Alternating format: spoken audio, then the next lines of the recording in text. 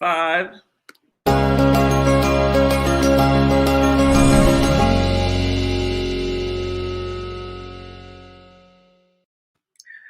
Well. Happy Friday, everybody. What's going on, Eric Range? How are you, brother? I am doing well. It is Friday. I think we're going to be all right, from the storm. We've been getting a lot of rain, but we're doing okay, man. Yeah, it's Friday, and we got a family on the day. So we got family on the day. So I'm always excited because whenever, that I call him the man. Everybody else call him Leo Bridgewater. But, when he come onto the show, man, it's always fire. So it's straight fire. So you guys, hey, everybody, happy Friday. Listen, the chat's going to be open. Shoot out your comments. Tell us how you feel. Give us some love. We give you some love back. You're on with Can I Talk with Roz, with co-host with Eric Range. And today we talking about New Jersey. New Jersey went in, and November 3rd, over 67% of the voters voted on yes for an adult use cannabis bill. Now, our one of our guests, he could have told you a long time ago it was going to happen. He was like, listen, I already know it was going to happen. So, today's show and how we talk about it is going, now that they're legal, what happens next? And we are sounding off today, right?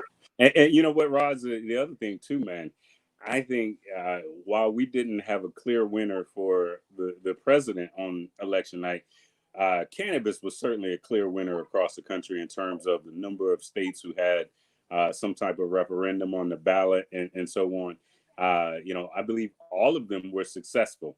Now, again, that's not to say that we are where we need to be, but it's a good thing when you can look out on an election night and have that many states. It's just an amazing thing. It shows that we're in a very different place for this conversation across the country. So, absolutely, that's exciting. All right. So without further ado, we're just going to bring our guests on. We're going to love on them. We're going to have them introduce themselves to everybody. But what you know them, and they're so near and dear to our hearts. So we're bringing on Leo Bridgewater and Mr. Jessica Gonzalez. What's going on, family? How are you? Oh, sorry. I was trying to get one in before y'all put me on. Sorry. Okay. I told you it was going to be fire. Well, yeah, like for real fire. I'm sorry. Let me get professional. Sorry. Sorry. Pastor, First Lady. Hello.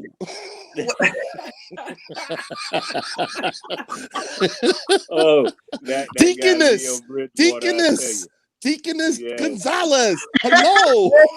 Listen. Hey, we got people on looking at us saying, listen. Yes. What's going on, sister? How you doing, my love? How are you today? Good. It's been a week. It's been a week. Gonzalez. Listen, Jessica, it has been quite the year for you. I don't know, but I'm just going to put it out there and say this has been the year of Jessica Gonzalez, if you ask me. We are just so humbled as an organization to have you working with us. But you truly fight for what you believe in, and you fight for a lot of different people who don't even know you're fighting for them. And so, again, my just hats off to you for everything that you've been doing. I think you've had a rock star year. Yes. Thank you. Less to be expected. Yeah. And work your butt off. But couldn't have done, without the support of Emperor MM. I've always got to give you guys a big shout out for, just giving me the platform, the network, and to do what I need to do. Yep, absolutely. I'm going to just say I respect her because she popped me. She popped people. Get it done. Get the paperwork signed. Right? All Latina. Yeah. Latina, 100%. Passionate, y'all. Passionate. And E, you know how stupid we be. We need them kind of strong women that'll pop you to do the right thing. That's Jess all day. You can tell she helped raise some of her male relatives. So listen, so we got Jessica Gonzalez, we got Leo Bridgewater on, we got Tahir Johnson. He's going to be coming in a few minutes. Jessica, introduce yourself to people who don't know you and know what you do and how you do it. Give them a quick 30-second intro as to who you are and what you do in this industry. Sure. So, hi, everybody. Thanks for tuning in. So, I'm Jess Gonzalez, and I am a cannabis and intellectual property attorney at a law firm in New Jersey called Bressler, Amory, and Ross.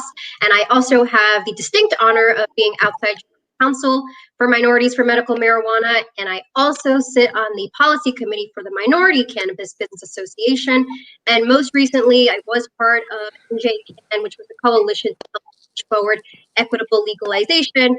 So I've been in really the fight for social equity ever since I started. So actually, when I looked back on my career, I've been a lawyer for almost 4 years. 3 out of those 4 years have been in cannabis. 75% of my career has been solely focused in cannabis and helping to make sure that we're pushing for minority involvement and those most harmed. Wow. Yep. And we're just so thankful from M4MM to have you in your role. You have definitely lifted us in the last year that you've been with us, lifted our profile. Someone that you don't like skirt around to it. Like people, you can have all the different things that you do, but that advocacy give back is so important, and you just share it, and we appreciate you so much. And so and she's lifted so many of our members and other individuals through her education. Yes. Like not just, hey, we out here advocating for it, but she's also there, doing what she can to help you as a business owner who's trying to get into this space, protect yourself and figure out, how to navigate through this crazy field that, cannabis is. So again, just thank you, Jessica, for everything you're doing. And I'm excited to hear more about how you really push things there in New Jersey, which is what we're going to be talking about today. Sure. So listen, man, if you don't know this gentleman, if you don't know who he is, the man right here. God bless you. But, listen, let me tell you something. I met this man over 4 years ago. Didn't know his face, but walked into him at the CWTV Expo that was in New York, and bumped into him, and he was like, "Roz, Leo," and it was love, and it was hugging, and he is a hardworking brother that has been advocating for fair and equitable legalization of the plant in his state. He goes hard for New Jersey. If you guys don't understand, he goes so hard for New Jersey. Without further ado, Leo Bridgewater, introduce yourself, brother. Well, welcome. I mean, well, Dan, you did a good job. I don't know if I want to build on that. I'd like to leave it at that. Because if I was white, I'd be red from blushing. That was dope. Thank you. Hi, everybody. I'm Leo Bridgewater. I am the National Director of Veterans Outreach with Minorities for Medical Marijuana. I also am the Chief Innovation Officer for CWCB Education. Along with Roz McCarthy, I sit on the advisory board for the CWCB Expo. And I also sit on the subcommittee for minority inclusion and equity with the National Hemp Association. And I sit on the advisory board for Veterans Ananda, which is a 22-acre farm up in upstate New York, where we help first responders and veterans with therapeutic measures in hemp farming. Wow. Led by the incomparable Sarah Stenoff. So shout out to Sarah. What's up, Sarah? And to Roz's point, it was like the first time we met, it was like we knew each other already for like 30 years, and we just been rocking ever since. Yep. And then I met past the range, and it was on. So guys, so let's get into this heavy. So November 3rd, there was a measure on the ballot, and if you can tell us, why did that measure happen? Why was that on the ballot versus legislators having that as or having an amendment or having a bill that was filed? What led us to people voting 67% to have cannabis legalized from an adult perspective in Jersey? Yeah, sure. So back in 2019, they did try to pass cannabis legalization legislatively with the bill 2703. But unfortunately, it didn't pass really at that time. There weren't enough votes garnered in order for it to pass. So they threw it to the residents of New Jersey and said, we're going to pass it over to the people and let the people decide really what they want.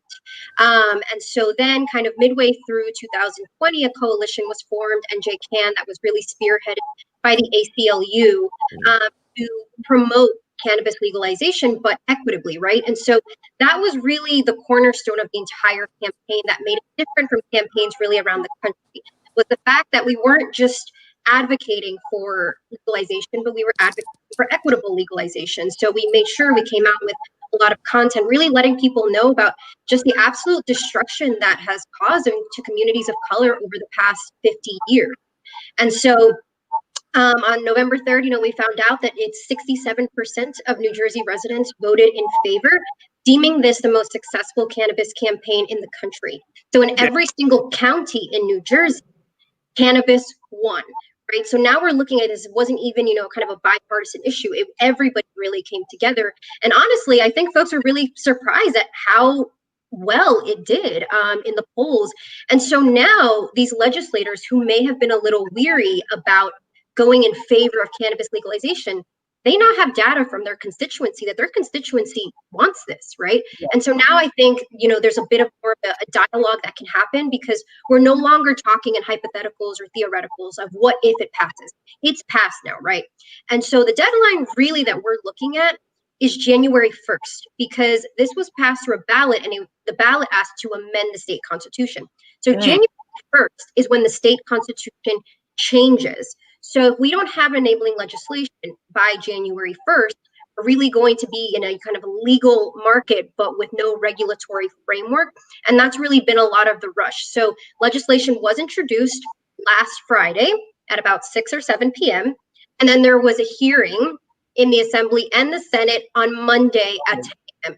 So it was a very quick turnaround time. The bill is now A21 in the Assembly, S21 in the Senate, but it largely mirrors 2703, the bill that did not go through last year. There are a couple of changes in there, but I would say anywhere from about 85 to 90% of the original language is maintained in this new bill. And, I, on Thursday, truth be told, I read, I anticipated that it was going to come through. There had been reports that they didn't really want to change much. They wanted really to just kind of push this through. And I remember that for the past really year, I had really been advocating against a lot of the language in there, because I just didn't think that it really addressed the harms that it should be addressing. And so I rang the alarms Thursday evening. I sent, I said, I did something that was very unfamiliar to me. I asked for help from my cannabis community, right? And while I never doubted that I would get it, I am not somebody who really goes and asks for help, but I knew that I needed it here in New Jersey. I knew that this was important enough. And so I rang the alarms. I called Leo, Raz, Dashida, Mary, Tahir, Tawheed, Nadir, folks who have really been in this space, who have really been about it and about the mission. And I just said, and I shot everybody a quick text, would you mind helping me? Testimony's happening on Monday. I need some backup in there. Not one person said no. Every single person said, absolutely. When and where do you need me? I said, Sunday at 4:00. Everybody said, I am there. And truth be told, it was something, what I think Tahir calls, right, the equity Avengers. That's what it kind of felt like. Captain America's asking for backup, and all of a sudden he starts looking around and everybody just comes in. That's exactly what happened. And I don't think he made a movie. He made a movie with us. Did. And I don't think anybody really, expected it, but it was so important. And I was really happy that everybody also saw the same issues that I did, and were really able to, kind of just get on those issues and get on, similar pages in terms of really what we want and the type of messaging. So that's really where we are now. And so yesterday there were supposed to be, A21, S21 was supposed to be heard at the Assembly Appropriations Committee and the Senate Budget Committee. And they were pulled really 30 minutes before they were actually supposed to begin. And so, while we can just surmise really the reason for it, it is indicative that this bill is not going to go through as smoothly as perhaps they anticipated it, because of a lot of the testimony that was giving, and a lot of really the media and the public backlash of the fact that there really aren't real social equity programs, right? And the one thing that, that I said is just in 206 pages, 95,000 words, the word social equity doesn't appear once. So you can't call it a social equity bill without actually putting those words into it and then creating a formal program defining who that is. Because you can, we can have all of these really pretty language in the bill and all of this involved, but when you don't specifically define the communities that these programs are supposed to benefit, then it has no legs to stand on. And that's how, we end up in the predicaments that a lot of states have ended up in. So that's where we are now.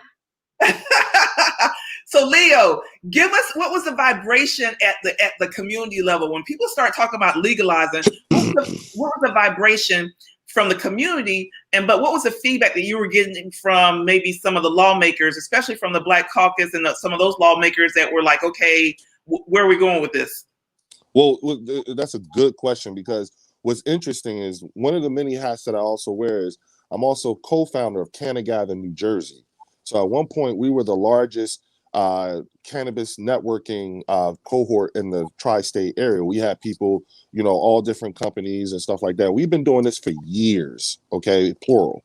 So when everything jumped off, and Jess called me about that phone call on Sunday, it was Jess and I we're always already working.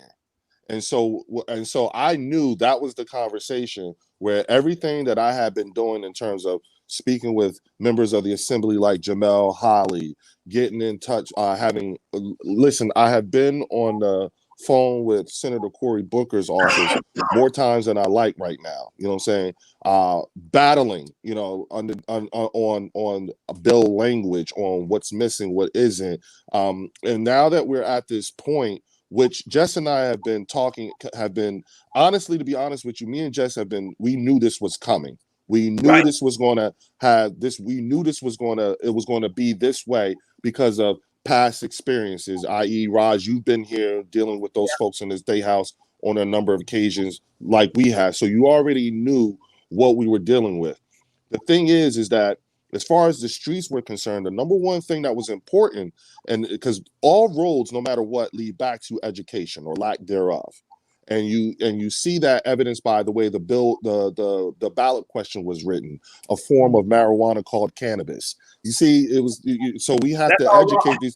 Yeah, it was grammatically.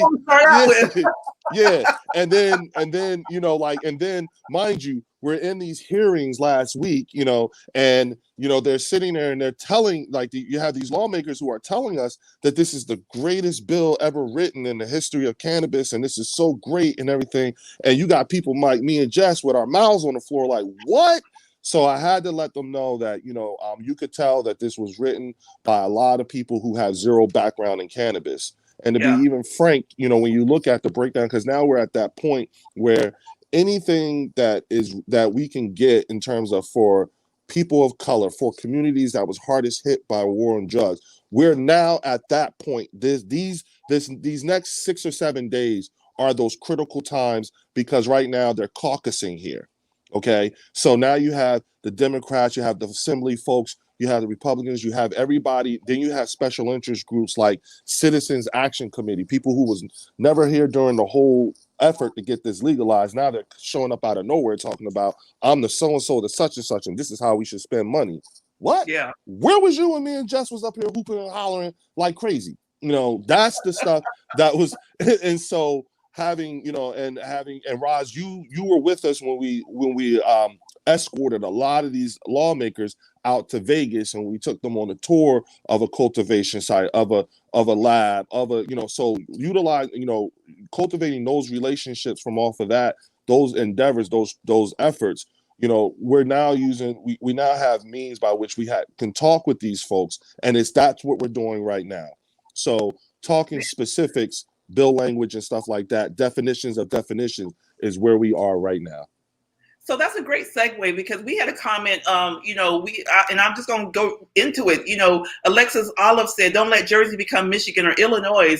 And Jess, how important is it to really spell out specifically what we want and explain the difference between the infrastructure and then what happens after you have the infrastructure and when the commission comes in and sets the rules and the regulations of how that's going to be facilitated and organized? Yeah, sure. So a lot of what was happening on the call one Monday when we were like, well, we want these things, and everybody's giving the recommendations. Really, a lot of the default answer was, well, the commission will figure that out. Well, the commission will figure that out, right? And while I'm very, we're like very happy about having Diana Waynu and Jeff Brown, on there, but we also want to give them tools that they can work with, right? And the legislation is really the first step in that. And so I look at this really from a very legal and policy approach, right? I'm a lawyer, so when I'm looking at a contract and I see that you're calling socially and economically disadvantaged communities, and I'm looking through 206 pages and I don't see what that is actually defined as, that's when I realize there's a huge problem, because I don't know what those communities are. that could mean a whole lot of things. And it could very well mean not the communities harmed by cannabis prohibition specifically.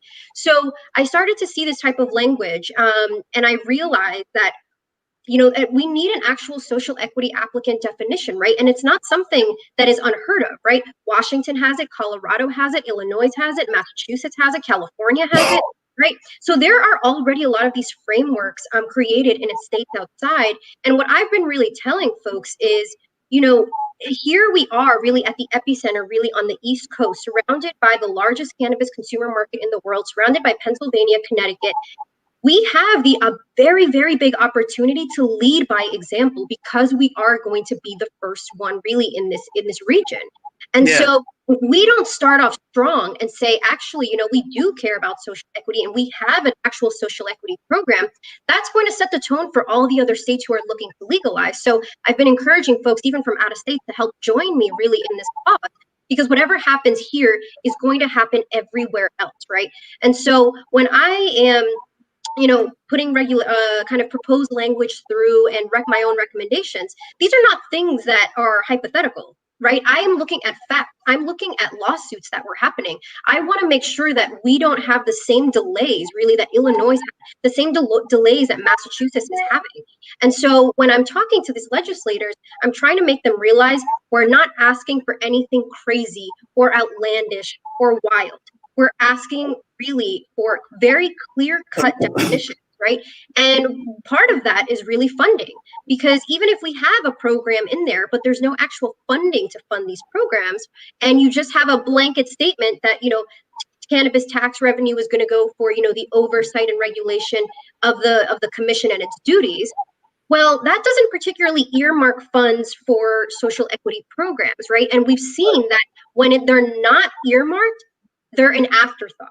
And then the excuse becomes, well, we don't have enough money. And that was kind of the conversation on Monday, where certain folks said, well, perhaps that's something we can do down the road, maybe, but, they were kind of concerned about the funding of it. And we're we're a big state in terms of population density. The cannabis tax revenue is going to be there. It's just going to be a matter of where is it going to go to. But when you can specifically earmark funds for police, there's no reason why you can't specifically earmark funds for social equity programs. You better preach. And they did that, and they did that before they earmarked funds for the police before they even said anything about us. So one of the Leo, that's a good segue, because what are we anticipating? Let it be known that the state of New Jersey, outside of its constituents, the government sees this as an opportunity to fill in a budget issue, correct? And can you kind of talk about the approximate tax revenue dollars they think they may come in with the legalization, and how we have to really state what we want from the start? And I know that you have some ideas, Leo. Yeah, well, a few years ago there was a report that came out that was done about the potential, of revenue loss every year that we're not legal for adult use, and it was at a 25% tax rate. And the figure came in something like 330 million. And that was being real conservative. And so now we're looking at a different thing, which is a $40 excise tax on production and cultivation.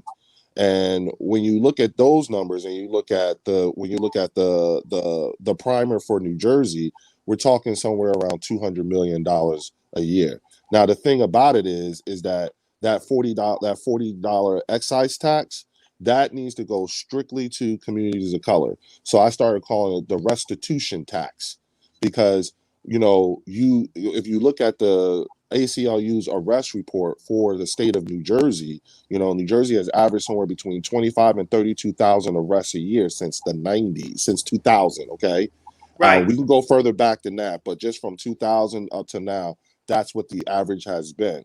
So, in my opinion, you use this to do something to me, so now I need to be made whole again.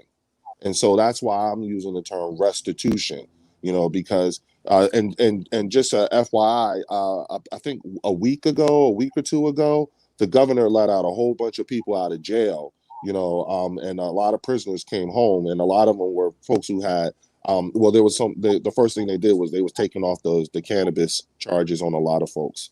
So they had a. Go ahead. No, go ahead. No, I was going to say that's going to be something we want to talk about. Is someone mentioned about an expungement provision and how the Judiciary Committee on the Senate side has been having meetings regarding this legalization. They passed the bill up last night. Did they pass it up last night? Yeah, it calls for it went from we went from like a pound to now it's just 6 ounces, and then there's still some vagueness on distribution with intent to distribute. The penalties would be like a written summons at first or written warning, and then there's like fees, subsequent charges after that. Then they start adding fees to it and stuff like that. I really am not. I'm still on the fence with it. I haven't really come to my conclusions in terms of looking through this because, this is the only reason why 2703 did not make it through the Senate the last time is because it was only by 1 vote. And that was because people couldn't get their brain around 5 pounds. We were calling for expungement up to 5 pounds. In their minds, and this was real, in their minds, they thought 5 pounds was like El Chapo. Like, oh my God, no, we can't let El Chapo out of it. And it was like, they don't understand, like when it comes to weight and all this other stuff, again, shouldn't be surprised because look at how they wrote up the ballot question. When they talk about cannabis legalization and everything in New Jersey, you got to understand, they talk about drug driving. They bring up kids every Halloween. We get blamed for pulling out edible candies and giving it to kids. Folks not understanding. Ain't nobody giving away no edible candy. You know how much money that is? Like they, it's crazy. Hey, you know what, Leo? But before we get too far, because I know we're going to go into the expungement and so on, but I want to keep the focus on the money for a second because, at the end of the day, I think we can, even if we don't get expungement right now, that's something we can go back in and tweak, right? It's much harder to go back in and tweak this money thing, right? And that's where we're at the root of that right now. Like, where does this money go? Who gets it? The CRC, and part of the education is, and that's kind of where my question is, for both you guys, because I think in the industry as advocates and what we've seen from other states, the conversation when we talk about adult use, recreational coming on board, and social equity is primarily been attached to just adult use and recreational. Whereas we believe there's still a lot of room on the medical side for us to look at some social equity as well. But we focus primarily on this licensing structure, right? And I know that this bill largely addresses how to give out licenses. But when we talk about the funding, the tax revenue that comes from it, the earmarking of that for, as you said, restorative, restoration of communities that bore the brunt on the war on drugs. What are some of the other things that we should be looking to have this funding earmarked towards that maybe isn't on just the licensing front, but maybe taps into rebuilding the infrastructure of the very communities that these people are coming from? Well, that would be one of the things that we have to first get through is when I said lack of education. Part of the things, like I talked with some folks with some of the national organizations here in New Jersey, and one of the challenges that I had was getting them to understand the differences between legislative language versus CRC responsibility.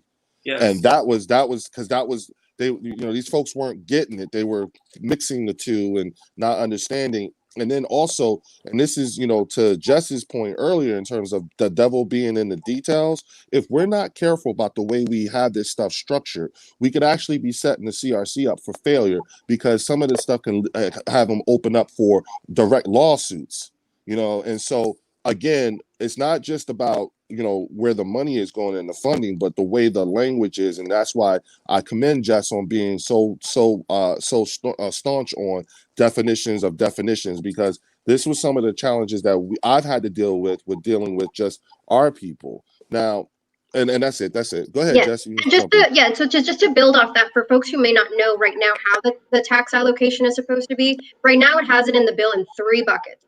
So the first one is just kind of oversight and regulation of the commission and its duties. The second one is for law enforcement, for drug training. And the last one is all remaining monies goes to the state general fund, right? And so Right. That's this is Jersey. We talking about Jersey. I told you Jess they was gonna go off about that part. I told you. She got 3 buckets. We anticipate that the state of New Jersey, in a full-blown, let's say 5 years from now, can theoretically have anywhere between $500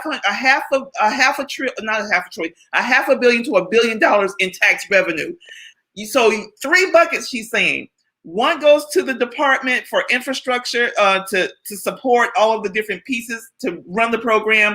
2 to police, and 3 to the general population. And this is why you have to be specific. All right, go, Jeff.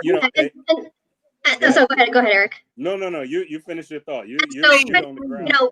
Theoretically, right, the argument can be made, well, right, these social equity programs would fit in the first bucket, right? But that's not a guarantee, right? And that's really what my issue is, and what I've really been calling for is we need a statutory social equity programs with language in the statute for tax revenue allocation. Because if we've all been promised a lot of things, right? And things that don't come to fruition. But funding is just going to be really a huge pillar of whether or not any of these social equity programs actually get off the ground, right? And we're going to need education for folks, right? We're going to need to help offset a lot of the licensing costs. Folks who don't know, it was $20,000 to apply in the last 2 rounds, right? So we're going to need to have that. We're going to need to have access to professional services for these folks as well, technical assistance. But the money really is going to be huge, because who are you going to pay now to help educate these folks? We want quality people really educating New Jersey when it comes to really licensing, right?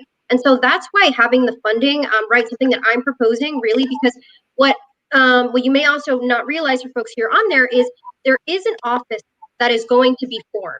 So the commission is mandated to form what's called, it's a terrible name, but it's called the Office of Minority, Disabled Veterans, and Women Cannabis Development.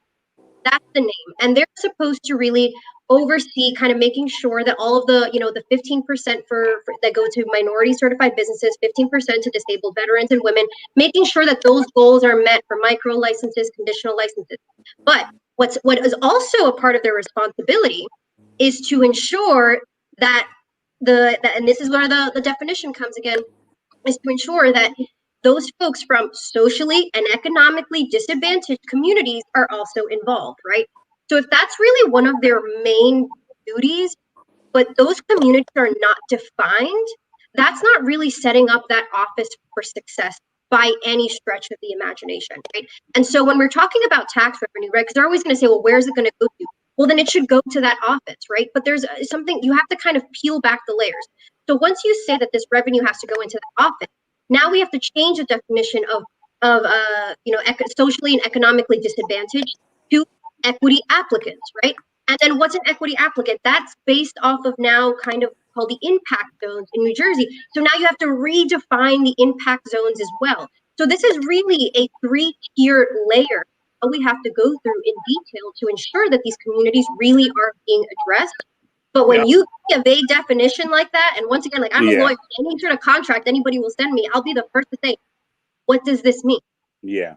But let me ask you this as well. You just ran through all of the hoops that we have to jump through just to make sure that funding is flowing into this department that's specifically there to make sure social equity is there. Whereas I'm sure the funding that is there for law enforcement is a blanket, earmark for that. And I think we also need to consider on the legislative front of earmarking that funding that goes to the police department for retraining and retooling. We can't at the same time say we want to decriminalize and make this a lower priority for law enforcement and then give them more money to do something, to do what with. So we have to also spell out what it is that they can and cannot do with that funding for law enforcement. Right. The because idea that we're making this legal and we're giving more money to law enforcement is, to me, just backwards in and of itself. We wouldn't legalize some other industry and then give the police some money to do oversight. They really don't have anything to do with this. And especially in a time when we are having conversations about, I'm personally not somebody on board with the whole defund police. I think we should reallocate and redistribute and reprioritize. Those to me are much more favorable than defunding. And so when we talk about this funding that's coming from this cannabis tax, it also needs to be very specific to what they can do, or else we're going to be, feeding right into that same monster of criminal justice that has been beating down our community. But this time it won't be cannabis that they're beating us down for. It'll be something else. And you know what? You know what, Eric? Everything you're saying is correct, right? And this is once again, this is not a hypothetical to everybody. This is what happened in Oregon, right? Where they were getting 80% of this revenue, and then they couldn't even tell you who was not, right? And only 16 officers have actually been trained. So, like, once again, when I'm talking to everybody in these legislators, I'm letting them know I'm not talking about theory. This is not something that it's not hypotheticals. I'm talking about precedent. I'm talking about history, things that have already happened that most likely will happen again, right? I'm of the belief of if it happens once, it won't happen again. If it happens twice, it's sure to happen a third time. And we've seen this happen over and over again in other states. And so it really is important, right? And, I submitted my written testimony, so this is public knowledge, but the way that I structured it was fine. Police will get, funding, but I capped it at 3 years. After that, really, the funds should really go back into the communities, because somebody actually said something interesting on Monday at the assembly. So Hector Osuguera, who he ran for Congress in New Jersey, he said, if you guys aren't drug experts by now, given that this plant has been illegal longer than most of us have been alive, then that's an issue. Yeah. Absolutely. And that was going to be my question about community and reinvestment. Is there anything in particular or specific that talks about community reinvestment based upon the two bills that were first submitted? Going back in not social equity, just going back into those communities like Trenton and Leo, name them all for me: Orange, East Orange, West Orange, Camden, Newark. Being able to reinvest dollars back in there that you can say came from cannabis, made an impact in these communities. Herein lies where I had a very long and prosperous conversation with the mayor of Trenton, Reed Gussiar, who just happens to be one of the original architects of the New Jersey medical marijuana law, and also the author of the New Jersey industrial hemp bill. So him being a mayor of the capital city, he just downloaded the bill last Saturday, and when I spoke to him, he was just finished reading, and he recognized some things and didn't recognize other things. A lot of his language was pulled apart or what have you from his time in the assembly, but that was 3 years ago. His first thing was the impact zone, the redefining of that, because as it stands, cities like Trenton, Camden, Irvington wouldn't qualify for that impact zone because it was for a population of 120 and above. In Trenton, with our on the books population, we less than 100,000. But if you add our off the books population, it will bring us over to 100, but not at 120. So Reed had the second thing that Reed also talked about was we talked about the actual defining of the lines for where cannabis businesses can actually operate within these municipalities. Up until when we were talking, he thought that it was a state law requiring businesses to be outside of 1,000 feet of a school. Come to find out, it's just a strong state recommendation. So these are all things that need to get, that need to be discussed and talked about in terms of from like the mayors and municipalities and how they're seeing things as well. And it's important that because each municipality has the option of enacting their own tax. So Absolutely. if they do allow cannabis operations, they have really a maximum of 2% tax that they can really keep just for themselves, right? But there really isn't any language about what they're supposed to do with it. But even in the bill, they actually added something new. Now that we're talking really about on a local level, they added a new provision in there that I find to be quite problematic. They're allowing municipalities to enact their own licensing and endorsement requirements, right? So now this kind of increases the barriers to entry, right? Because if your endorsement requirement is you need to get, an official letter from a councilman or from a mayor, really we're going to get into the same thing that Massachusetts fell into, where with these community host agreements, where it was just like, well, I can pay you $25,000 towards your campaign and you can give me that. And it becomes a matter of who can line, the deeper pocket. So that's really, included in there. And one of the issues really is, when these municipalities, should they desire to really start incorporating equity program on a local level, well, that may be different, really, because there's no standards, there's really nothing. It basically just gives them full reign to do kind of what they want. The way that I'm looking at it is, they should be able to, if they don't want a cannabis operation, and they can put an ordinance prohibiting it and forego the tax revenue, but there should be an explicit provision prohibiting them from requiring letters from city officials. All you should have to do is say, show the ordinance or the codes and say that you are in compliance with the ordinance and the codes, and that should be enough to qualify, but not that you actually need the letters. But as it stands right now in the legislation, they have.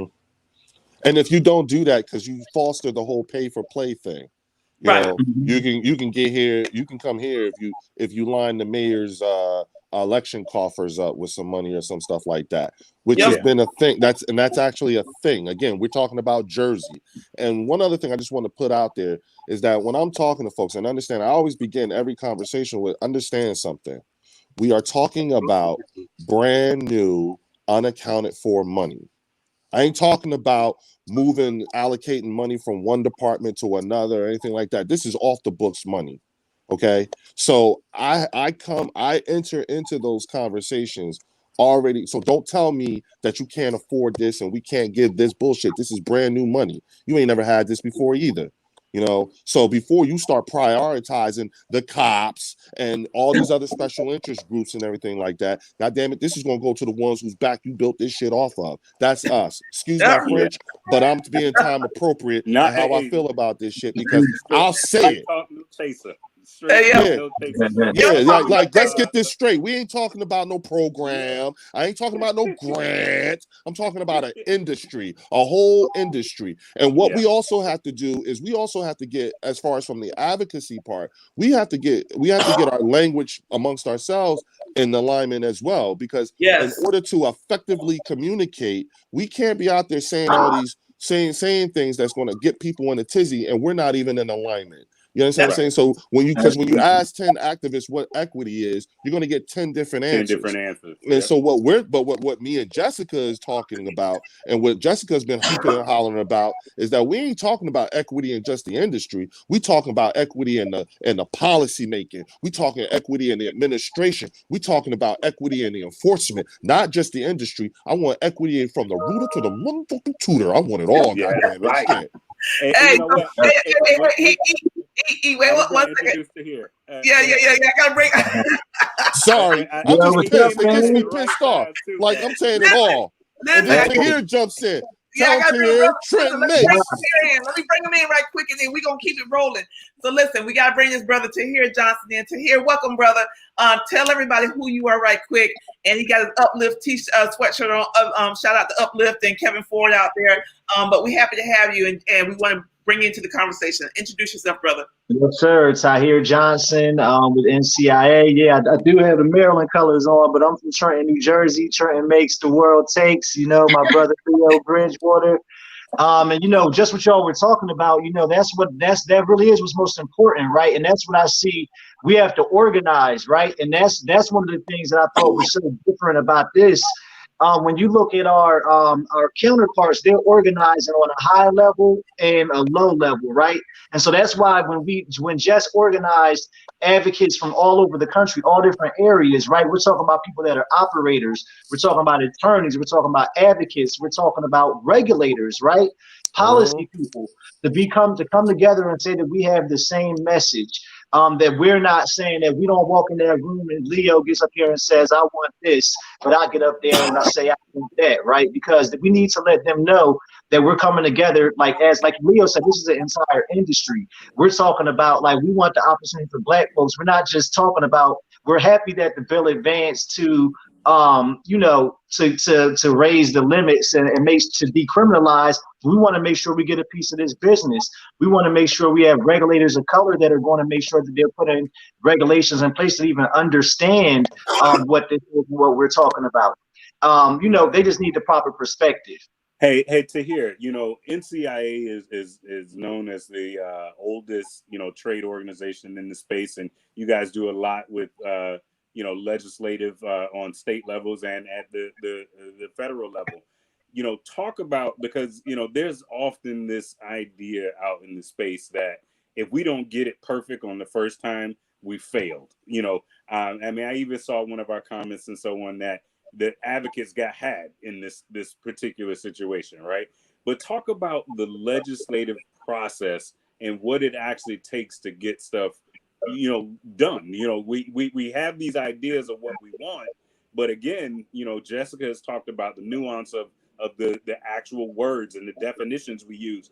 But talk about the actual nuances of this damn process of getting somebody to sponsor a bill, amending a bill, getting rules promulgated.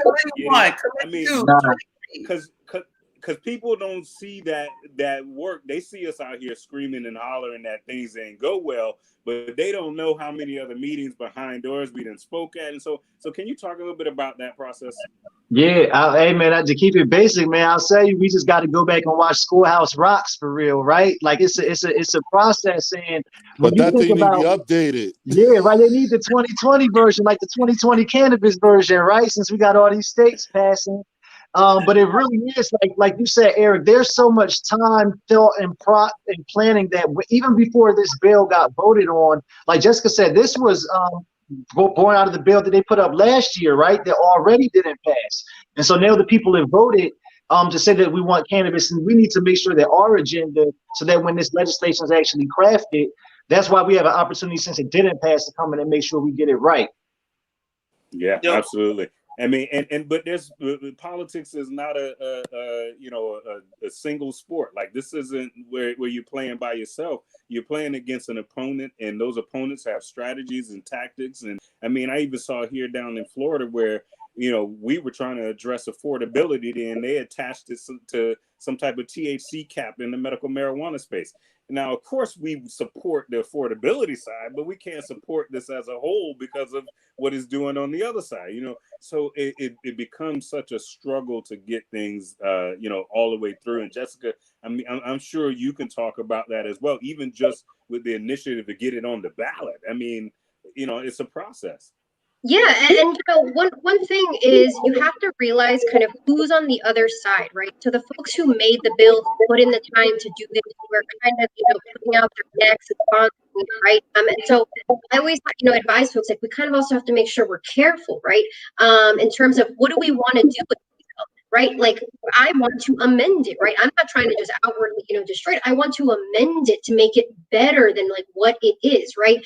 And so I had somebody ask me, they're like, well, how come nobody spoke up last year when it was 2703? And my answer was, I don't know about you, but 5 years has passed between 2019 and 2020. We're in a completely, things have really been brought to the surface, right? In the wake of George Floyd, in the wake of the Black Lives Matter movement, we need to make sure that our legislation is up to date and reflects what's going on in our current society, not what's going on really, in 2019. A lot has really happened, since then. That perhaps, last year things weren't so visible. This was something that we just wanted really to get past. But now we're at the point where it has passed already. This is going to happen. January 1st, this is going to happen. So now we have the opportunity to amend it, to work with these legislators, right? And that comes down to providing recommendations, providing written testimony. So I'm getting a lot of, DMs from people. I'm sure all you guys are. How do I get involved? How do I help? And I tell folks, the best thing that you can do right now is familiarize yourself with the bill. We've all been talking about it. I've told folks, if you want an outline, I'll send you an outline. But then write a written testimony or provide testimony and start contacting your legislators, right? Like, you have to step into the arena, because really the only way that this is going to change is if there are a lot of folks really on the same page. And when we had that phone call on Sunday, we all made sure that we were hitting the exact same point, right? While we may not all be in agreement on exactly how it's supposed to be implemented, but the same points are always the same. And I think that's where we really found our strength. And I think really that played a huge portion into them really pulling it yesterday. But I can only surmise. Yeah. And One I'll thing tell you about it, another reason. And I was just going to say a reason that's so important is because when people talk about, to the question Eric asked before, when people talk about like what it means for the greater cannabis industry, like they're saying in New Jersey, right, is the domino that knocks down the rest of them for legalization across not just the East Coast, but we're talking about like favoring like legalization across the country. So if we don't get it right here, it has greater implications for everybody else. Also at a time where we're talking about potentially getting cannabis legalized at a federal level. So if we don't get it right here in New Jersey, and if we just say, hey, it's okay to just do this here and continue the status quo, that means the status quo continues everywhere, and we can't have that. And, kind of to speak down to the federal thing, right? Like, our Senator Cory Booker, it is like one of the main sponsors of the MORE Act, which actually has allocation of tax revenue for communities harmed by prohibition.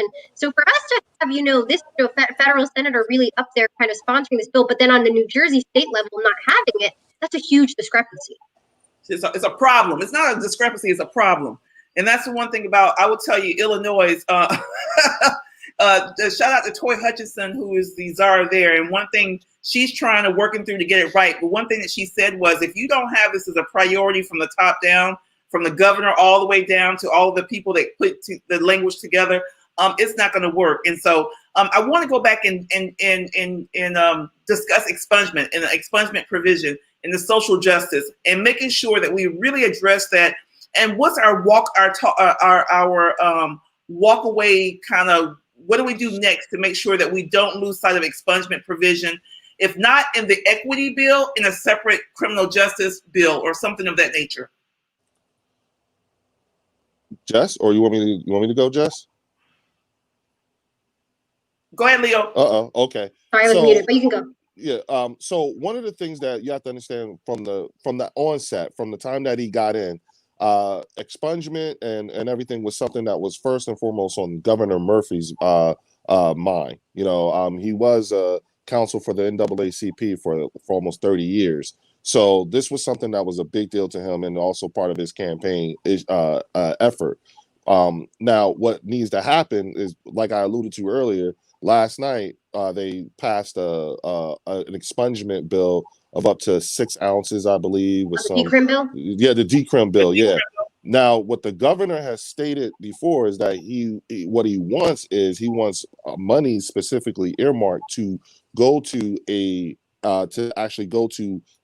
putting together an entire system that would make it really, really easy for someone to get their records expunged, because what he has seen in the past is that people actually don't follow through with it all because the process is so taxing and they get turned off. And so so Governor Murphy's like, damn all that. Give me money. I want it all done. And so that was one of that. So that's the good news, at least from the governor's side of the office. How that actually plays out is contingent upon how well we can educate the assembly folks and the Senate folks on we're trying to state, like to Jessica's point, we're trying to save them from themselves. They just don't know it yet. And so that's where all the education part comes in. And then I'm gonna just defer to Jess at this point. Yep, Jess, your thoughts? So the last time really that I read the decrim bill, the one that just passed, but that was prior when it had a pound as opposed to 6 ounces, right? Like one of the parts for the expungement was they wanted really it all to be online, so that you go on, you fill out a form, you don't need to, get a lawyer for it, right? You have somebody in the court allocated who's going to help you.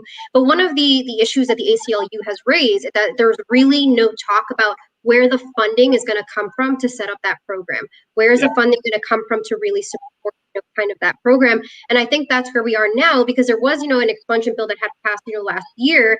But now that really we're looking at in terms of cannabis expungements, because we want those folks, that's really what we should be wanting, is encouraging folks who were incarcerated for cannabis to have pathways to enter the legal cannabis market. But if they can't get their records expunged, and some people may not know this, but New Jersey has the most onerous expungement process really in the country, right? So even I think like the Rutgers expungement clinic said that at most, if they're lucky, they get one per year. It's a really hard process. It entails a lot of paperwork, a lot of governing authorities in different parties. So this bill really made it so that, okay, well, now you can go online and fill this out. But like we all know that certain times filling things out, getting things to the proper authorities, that's not really easy, right? But we don't want them to, the burden should not be on them, right? The burden should not be on the petitioner who wants their record expunged. It should really be on the state. But the way that it's worded right now, the burden is on the petitioner, and there is really kind of no funding in order to help support that. Well, and that's where funding should go into place, because instead of organizations like M4MM doing an expungement clinic where we're having to have attorneys on site to go through records and take out, let's have a expungement clearing day where we just have people come and sit down and do the initial. What it should be, if it's going to be the burden on the state, the burden on the person to do it, it should be on the state. But if the burden is on the person, it should be something that we can either create a automatic type of technology app that says, yes, I opt in, yes, I want to have my record cleared, or some type of one-sheeter that someone can sign off on and say, yes, if I meet the criteria in order for expungement, I want the state to start that process. And then that person should be able to walk away, and then the state takes it from there and hopefully be able to see that person's record get cleared, in my opinion.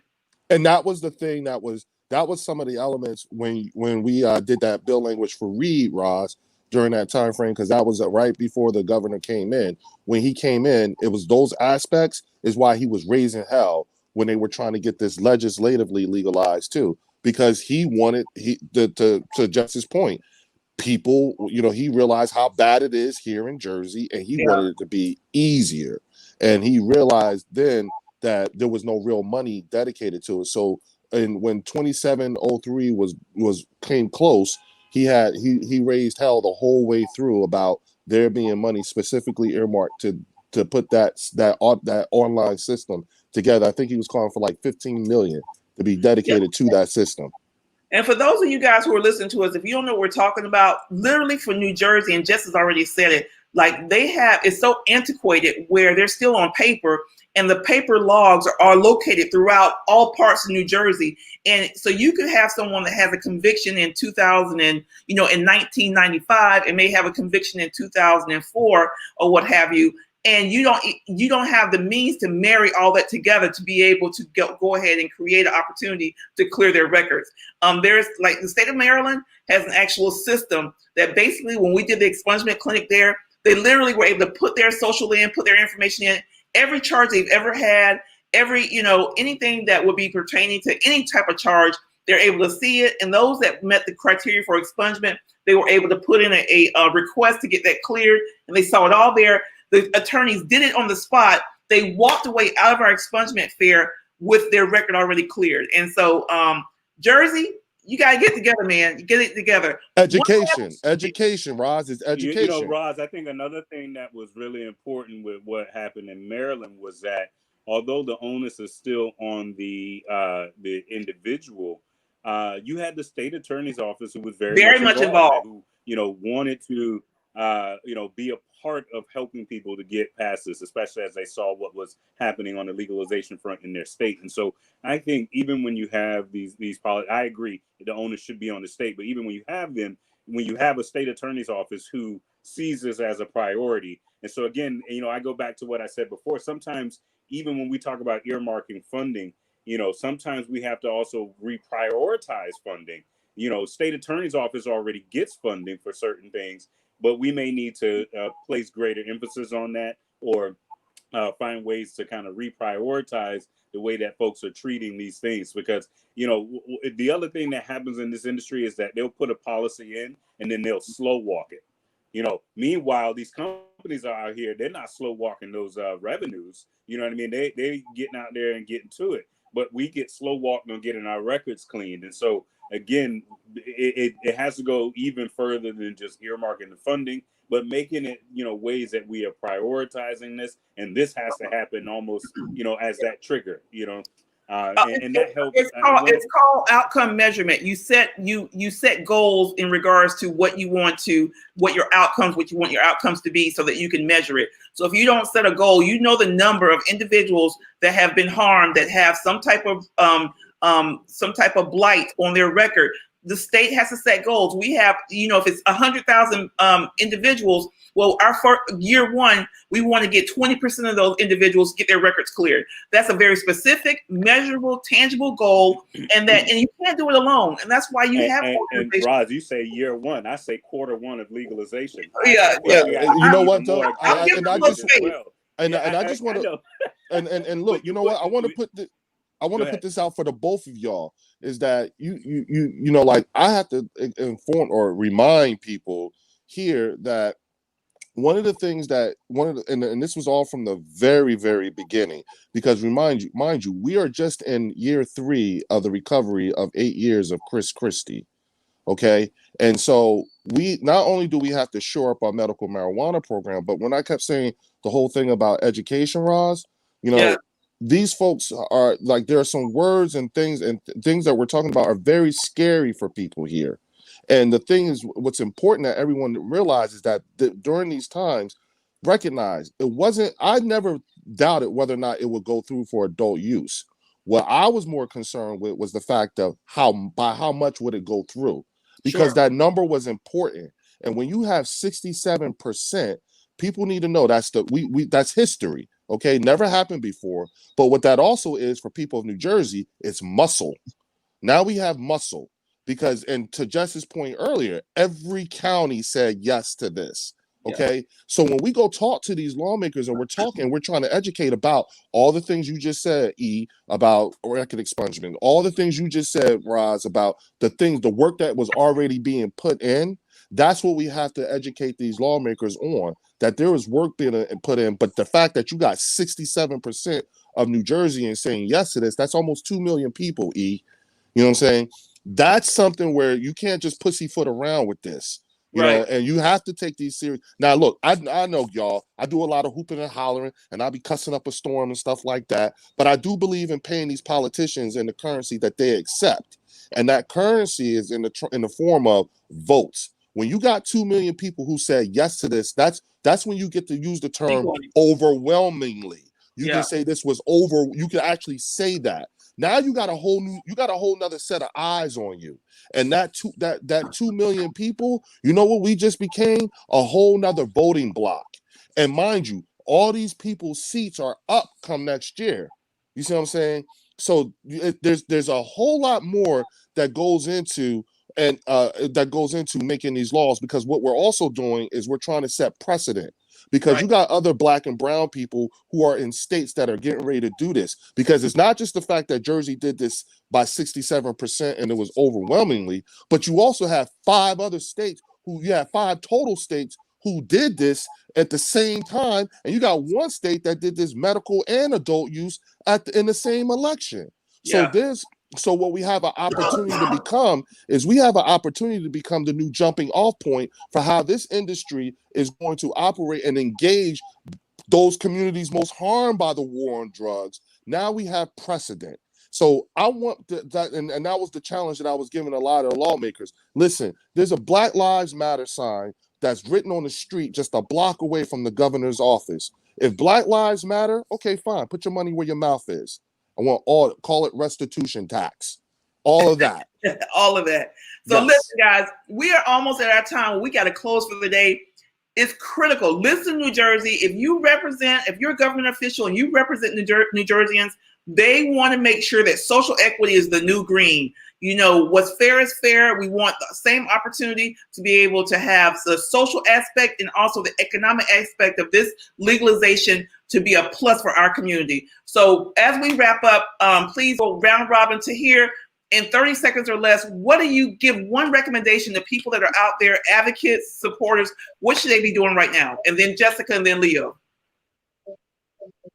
Absolutely. So one thing that's really important is to mobilize and educate yourself. So like Jess said, the bill and the information on it is readily available. We're glad to help send you this information. Tell them you want this. The time is for action is now.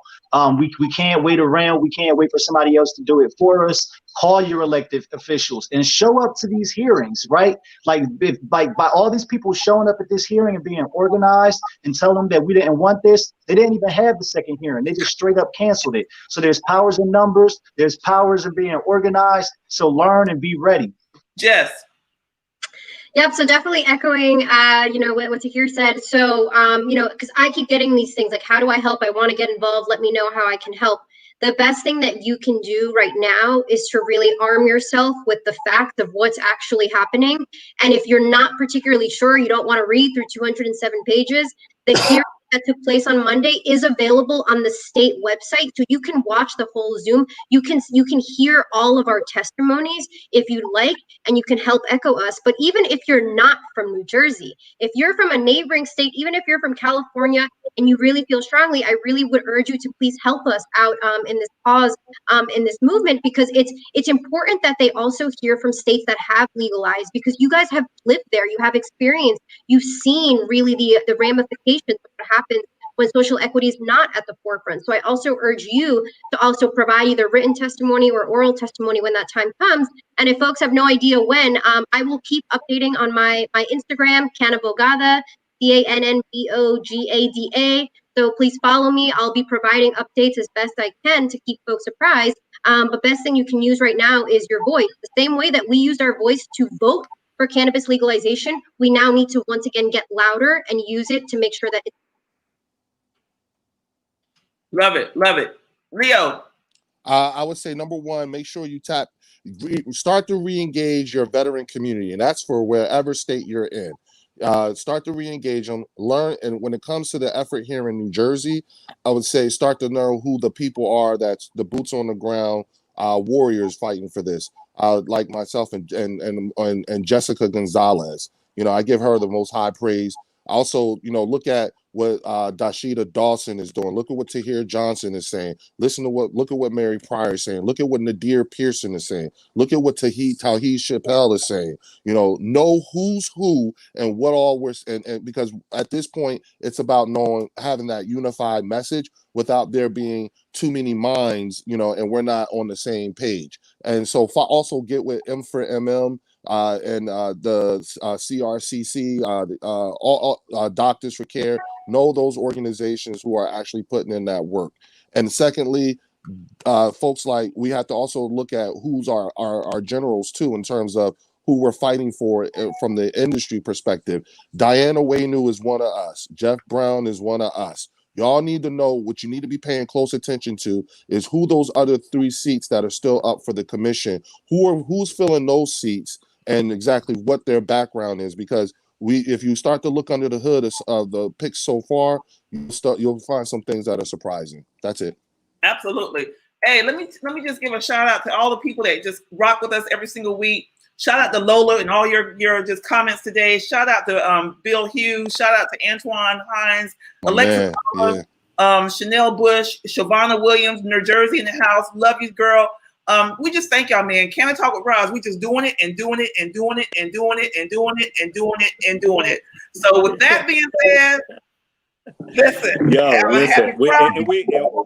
went over a little bit today, but I'm glad y'all are still rocking with us. This is such an important conversation, because I think, like Tahir said, what happens in Jersey will have impact for a lot of other states. And this is why it's so important that it is done right and done properly there. And so for those of you who are trying to get involved, we don't necessarily need you to be the general right now. We got some generals on the board, but we need soldiers. We need people who are going to send out an email when it's time to send out the email, pick up a phone call when it's time to pick up a phone call. And I don't know during session if you guys are going to have any type of lobbies or anything.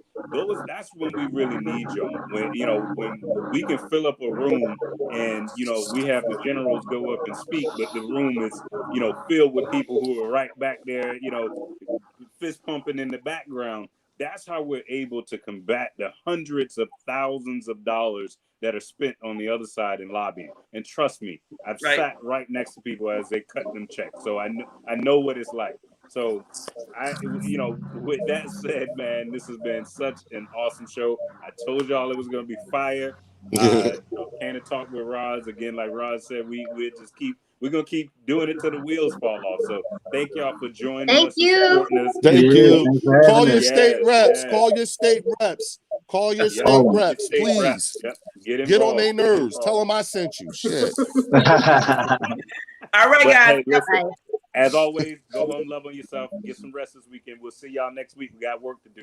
One Another love. episode of Can Talk with Peace. Roz. Yeah.